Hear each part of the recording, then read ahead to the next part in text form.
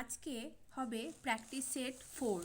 আমরা 3টে practice set practice করেছি, আজকে করব প্র্যাকটিস নাম্বার 4। দেখো 1 নাম্বার কোশ্চেন কি আছে, কত সালে ভারতের সুপ্রিম কোর্ট চালু হয়? তাহলে সুপ্রিম কোর্ট চালু হয় কত সালে? 28শে জানুয়ারি 1950 সালে। 2 নাম্বার কোশ্চেন কি আছে দেখো, মাজুলি দ্বীপ কোথায় অবস্থিত? মাজুলি দ্বীপ এটা ব্রহ্মপুত্র নদী আসামে অবস্থিত।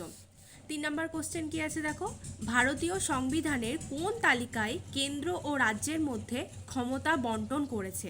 তাহলে কেন্দ্র ও রাজ্যের মধ্যে ক্ষমতা বন্টন করেছে কোন তপশিলে? সপ্তম তপশিলে। 4 নাম্বার কোশ্চেন কি আছে দেখো, ভিনিগারের রাসায়নিক নাম কি? ভিনিগারের রাসায়নিক নাম লঘু অ্যাসিটিক অ্যাসিড। এরপর 5 নাম্বার কোশ্চেন কি আছে দেখো, কম্পিউটারের কাজ করার গতি হিসাবে করা যায়, তাহলে কম্পিউটারে কাজ করার গতি হিসাবে করা যায় কি? Nano second. এরপর দেখো 6 নাম্বার কোশ্চেন কি আছে, গুপ্ত বংশের উত্তরাধিকারী হিসাবে সমুদ্রগুপ্তের পরবর্তী শাসক কে ছিলেন?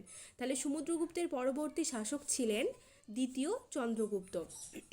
এরপর দেখো 7 নাম্বার কোশ্চেন, বক্সারের যুদ্ধ কবে হয়? বক্সারের যুদ্ধ হয় 1764 খ্রিস্টাব্দে। 8 নাম্বার, দামোদর ভ্যালি কর্পোরেশন হলো, দামোদর ভ্যালি কর্পোরেশন কি? ভারতের কেন্দ্র সরকার ও পশ্চিমবঙ্গ ঝাড়খণ্ড রাজ্যদ্বয়ের সরকারি প্রতিনিধিত্বমূলক সংস্থা, এটাই হচ্ছে দামোদর ভ্যালি কর্পোরেশন।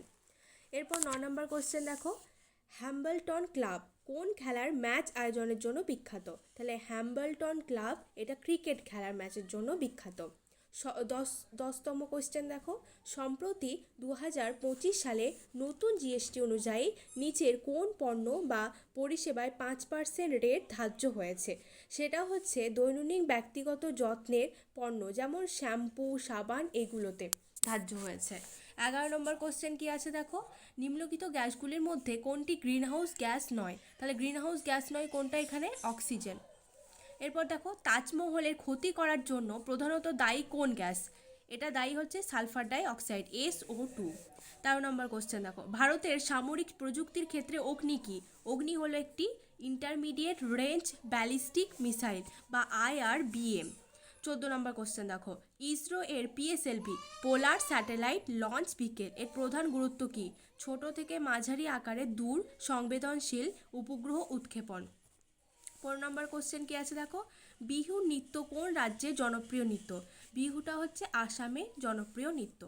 16 নম্বর কোশ্চেন কি আছে দেখো, মাতৃকালীন ছুটির মেয়াদ কতদিন? তাহলে মাতৃকালীন ছুটির মেয়াদ হচ্ছে 26 সপ্তাহ।